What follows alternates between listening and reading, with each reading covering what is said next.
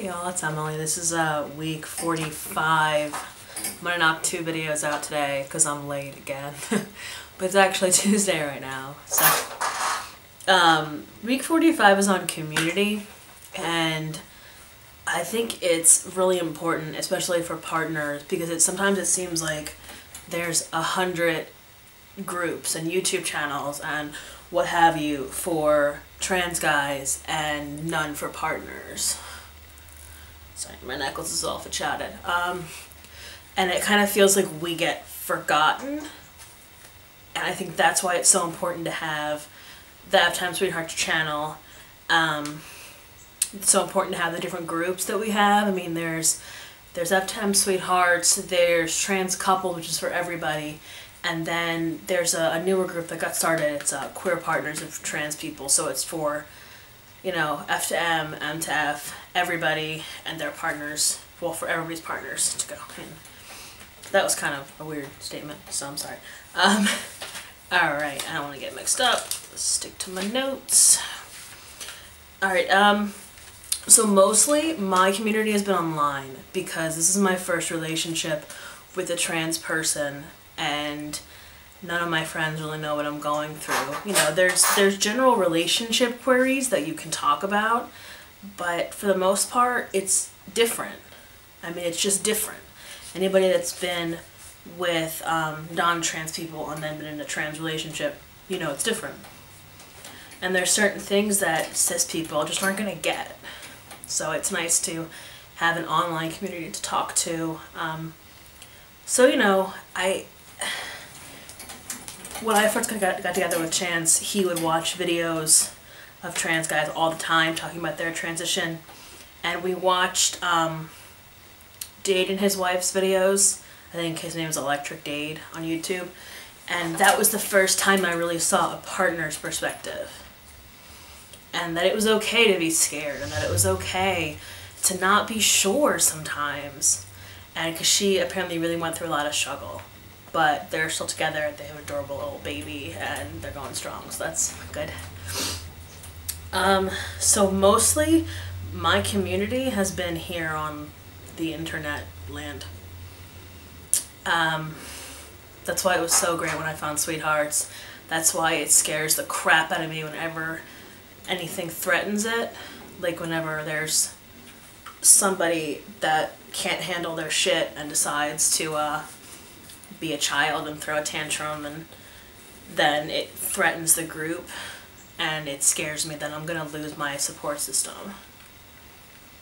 Because it really is the only thing I have as far as relationship support for if I ever have a question, if I ever have a problem, for people that have been there before me. And now that Chance is about 9 months on T and we're like a year and a half into our relationship, I am kind of one of the middle people now, so I can help somebody whose partner just came out because I've been through it before them. So I kind of feel like I'm in like a little middle section now.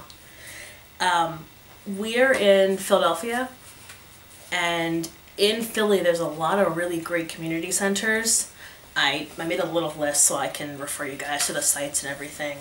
The first is the Mazzoni Center. The Mazzoni Center is amazing.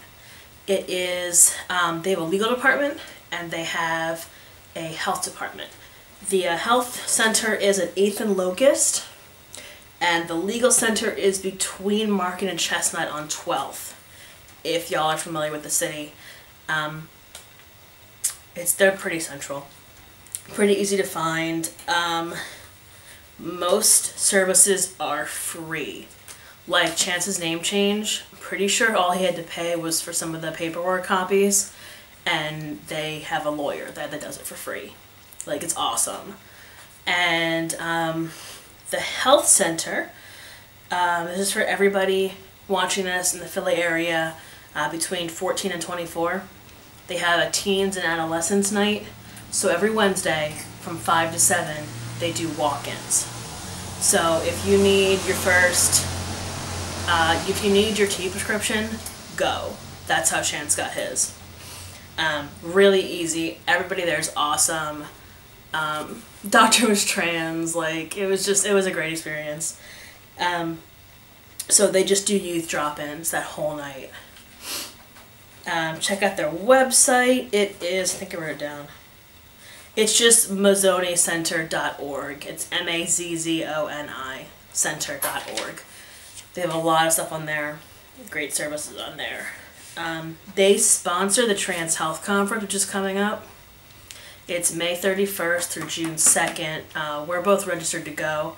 If anybody else is registered to go, you know, shoot me a message, let me know. Comment here, I guess. And we'll chill. It'll be cool. So they present the Trans Health Conference, and that is going to be at the Philly Convention Center. It's right on Broad Street, right behind City Hall. Again, if you're familiar with the city. Oh, I almost forgot. They do sliding scale insurance. So basically they charge you what you can afford. If that makes sense. So if you're unemployed, they will give you the free or cheapest option available, whichever they can make work. They accept other insurances if you have insurance, but if you don't have insurance and you still need medical attention, don't hesitate, go, you know, they'll take care of you. The other is the William Way Center.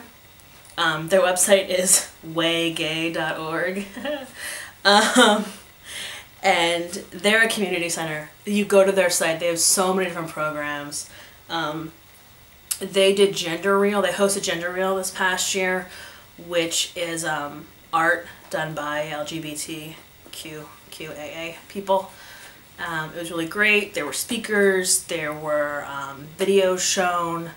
Chance had photographs in it. It's really great. They have so many different programs. They have a group that's dedicated just to bisexual people. They have a group just for trans people. I mean, there's not a lot of resources for the lesser known of the alphabet, and I think William Way really takes care of that well.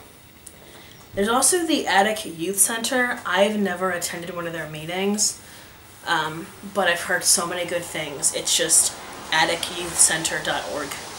It's a youth group for LGBT teens. They do a lot of great things. They're organizing, actually part and parcel with my synagogue, they're organizing a showing of the movie Bully.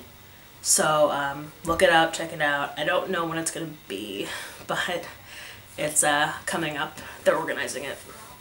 But yeah, Attic Youth Center is a big one in Philadelphia. So I guess all I can really say about community is that don't underestimate your place in the community. You know, you're probably not as alone as you think you are. I thought I was just, you know, drowning in a sea of loneliness over here, and I'm not. There's so many people. I've connected with so many different people, you know, in the group, and maybe their partners and them have since split up, and we still communicate, and it's a great way to network and meet people, and a great place to get help if you need it. Any questions, comments, concerns? Comment down in the comment section. And I'll see you guys in a little bit when I do week 46. Alright?